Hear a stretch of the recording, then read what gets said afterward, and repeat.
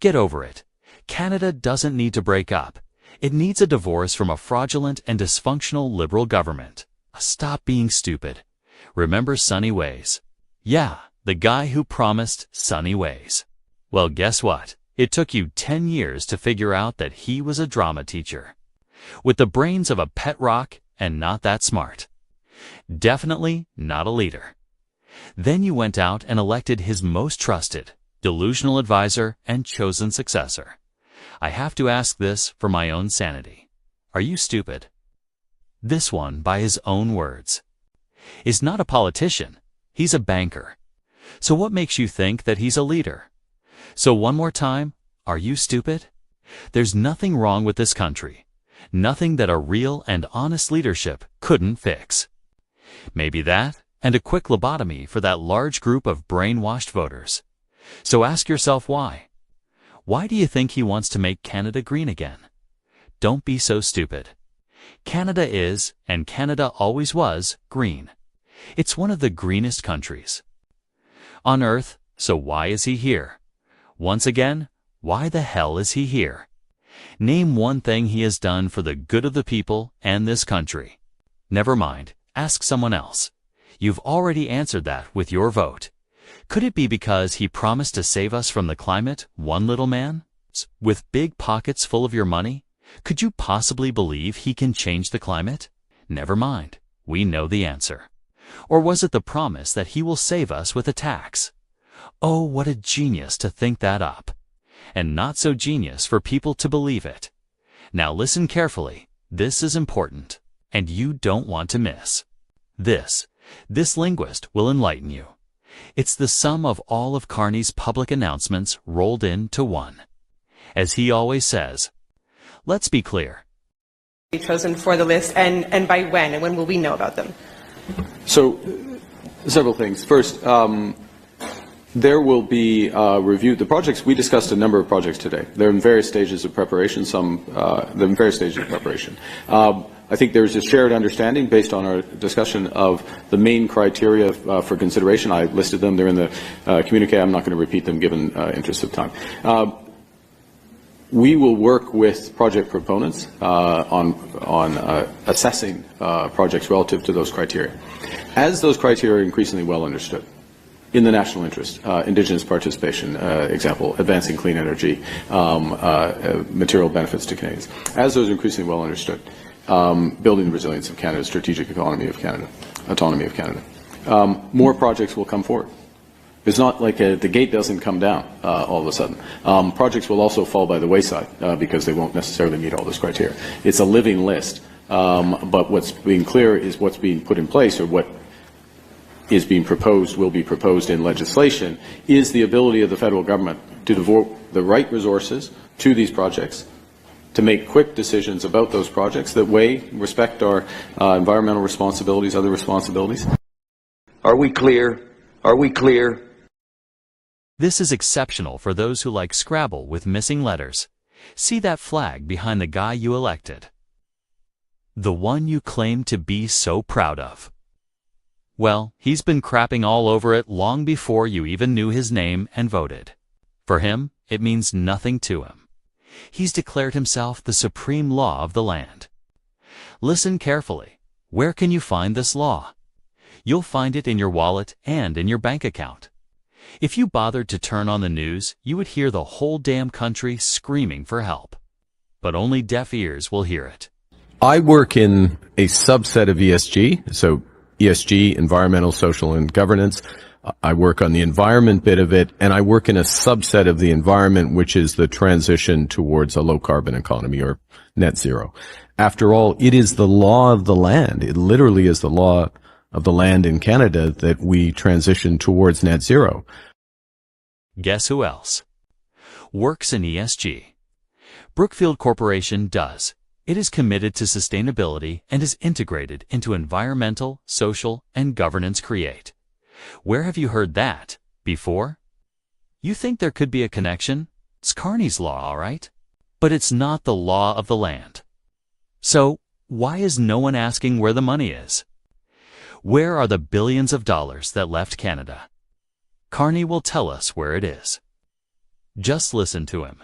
3 years ago, there were $5 trillion of money managed by financial institutions that was going to be managed towards net zero. Today, there's 150 trillion. 150 trillion. That is 70 times larger than the Canadian economy. I helped marshal that. I chair the group that put that together. I know how to get things done. It's been 3 months, 3 weeks, and a few days since you elected this wannabe dictator. What has he done? What has he accomplished? Same. Old, same old, and tired, net zero. That's not entirely true. He's actually managed to sell off any hope your kids may have had foreseeable future, along with their kids' future as well. Promised it to Naito, and he also managed to ban gas-powered cars and trucks. That's just the plan to increase EV sales. But because of the carbon tax Carney parasite, you can't afford an EV because you will likely have to mortgage your next lunch because Mark Carney's net zero brain can't see past his overinflated ego. He has no idea that cars and trucks do other things than chauffeur him around. Not to mention we have long highways where no one will put a charging station. But he doesn't give a crap because he's Carney. It's what Carney does. He's your proverbial $3 bill. His ban on gas-powered vehicles will reach far beyond his limited brain capacity. He's blown up Canada's deficit to over $93 billion without a hint of a budget. Did you hear that? No budget. Do you even care? In just 3 months, 3 weeks, and a few days, imagine what he can do in a whole year. Then think of the damage he can do in 4 years. Okay, I'm not making accusations, just asking, are you stupid? Carney says you are every day. Could you possibly believe that his out-of-control spending your future into oblivion will create good jobs? The truth is out there. Carney does not work for Canadians. He never has, and he never will. Here are the reasons why. He works for Brookfield, and truth be told, he never left the company. As Prime Minister of Canada, he gets paid $406,200 every year. He doesn't need it. Carney has $6.8 million worth of Brookfield stock options, which he received before quitting for Justin's job. Shouldn't you wonder how his current policies and efforts will affect his share value? You should really think about it, if you're capable, that is.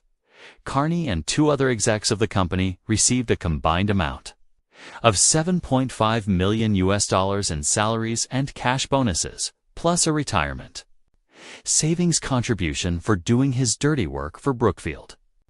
That not to mention that he also holds 409,300 shares since the end of 2024. Let's have a quick peek at Carney's policies and campaign promises among other actions he is bringing forward. It's rather obvious that Mark Carney does not work for Canada. The company, Brookfield Residential Properties Inc., is a leading North American land developer and home builders specializing in master-planned residential communities. Do Carney's comments not suggest that there could be connection? Well, let him tell it to you. We need to build a lot of houses, okay? We all know that. There is a smart way to do that. There's an effective way to do that. There's a way that builds a Canadian industry and Canadian expertise on next generation, efficient, energy efficient and livable housing that can build a real industry in this country. What does he mean by a new industry in the way we build houses, livable houses as he calls them, and what does he mean by new industry? It's obvious he's talking about making Brookfield the National Modular Housing Development Corporation in Canada, and he does have a reason for that. Carney has almost 500,000 shares of Brookfield stock, according to Brookfield's annual disclosures, and that he was the chair of the firm until January 16, 2024. That is when he resigned to accept the leadership that was handed to him gift-wrapped for governing the Liberal Minion Party of Canada. If you were to take a quick look at Mark Carney's house in London, it would be rather ludicrous that he wants to put the rest of us into matchbox-style modular housing stacked 3, 4, or 5 high. He calls that density. It's not where he'll find density. He will have to look within. Even though Carney's stock options off nearly 500,000 shares may be in a blind trust. Every single decision he has made sense. Every plan he concocts directly affects the value of the shares when he's done screwing Canada. How does Brookfield Asset Management fit into Carney's operations for Canada? Well, they own and operate renewable energy, wind and solar power assets. They own numerous data centers. They own large, multi-family residential units. All the many things that Carney is mandating, all while personally benefiting from them. Published by the National Post in September 2024. Mark Carney takes up the Prime Minister's advisory job, while his company solicits Ottawa for $10 billion. Due to an unusual hiring arrangement, Carney is shielded from the usual ethics disclosures required of prime ministerial advisors. Also published by National Post, this picture in June was Telesat's CEO Dan Goldberg, who has also been the beneficiary of billions of federal dollars. That is the Telesat company that had never launched a single satellite. These are the compliments of Carney's finance minister. Frankie Bubbles, the nasty little chihuahua himself. So, just for reference, what does Brookfield Asset Management do? 1. They are a global leader in advanced energy storage solutions, producing automotive batteries for various applications like hybrid and electric vehicles. 2. They own operations in hydroelectric power stations, contributing to renewable energy generation. 3. They are a global leader in advanced energy storage solutions, producing automotive batteries for hybrid and electric vehicles. These are all things that Mark Carney is mandating for our country. Can you smell that? Yes, that suffocating stench of conflict of interest. It seems to be wafting directly from Ottawa's Capitol Hill. It's suspiciously caused by the Liberals, leading our country to ruin for his and their own benefits.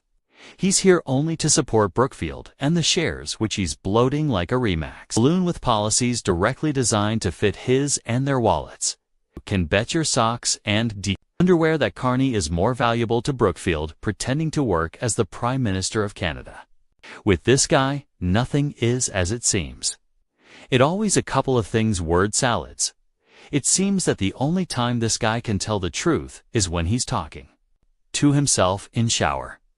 Not it will help to wash off that stink of conflict of interest. He has the personality of a pet rock. He claims he knows how the world works, what the world needs, and that he will make it into a law for us. That should be a clue to what we're in for, and it won't be pretty. You know, I know other world leaders. I know people and understand. I know people who run some of the world's largest companies and understand how they work. I know how financial institutions work. I know how markets work.